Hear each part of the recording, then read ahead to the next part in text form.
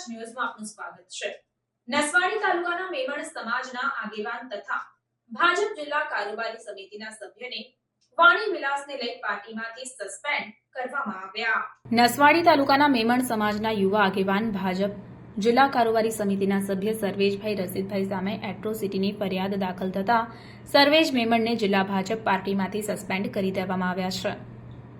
છોટાઉદેપુરના નસવાડી નગરમાં મેમણ સમાજના આગેવાન અને ભાજપના જિલ્લા કારોબારી સમિતિના સભ્ય સર્વેશભાઈ રસિકભાઈ મેમણ સામે નસવાડી ગ્રામ પંચાયતના કર્મચારી સાથે સફાઈ બાબતે બોલાચાલી થતા સફાઈ કર્મચારી દિલીપભાઈ ભીલને જાતે વિરુદ્ધ ટિપ્પણી કરતા અને અભદ્ર ભાષાનો પ્રયોગ કરતા નસવાડી ગ્રામ પંચાયતના તલાટી મહેશભાઈ રાવલે સર્વેશભાઈ પાસે સફાઈ કર્મચારી સાથે બોલાચાલી વિશે ખુલાસો માંગતા સર્વેશભાઈએ તલાટી કમ મંત્રી મહેશભાઈ સાથે પણ અસભ્ય વર્તન કરતા દિલીપભાઈ ભીલ અને મહેશભાઈ તલાટી દ્વારા મેમણ સર્વેશભાઈ વિરુદ્ધ નસવાડી પોલીસ સ્ટેશનમાં જાતે વિરુદ્ધ ટિપ્પણી અને ગાળો બોલવાની ફરિયાદ નોંધાવવામાં આવી હતી। તો બીજી તરફ ભાજપના જિલ્લા પ્રમુખ દ્વારા સર્વેશ મેમણનો વાણી વર્તનને લઈને પાર્ટીમાંથી સસ્પેન્ડ કરી દેવામાં આવ્યા। સમાચારોની ઝડપી અપડેટ માટે હમણાં જ સત્ય સ્વરાજ ન્યૂઝ ચેનલને લાઇક, શેર અને સબસ્ક્રાઇબ કરો।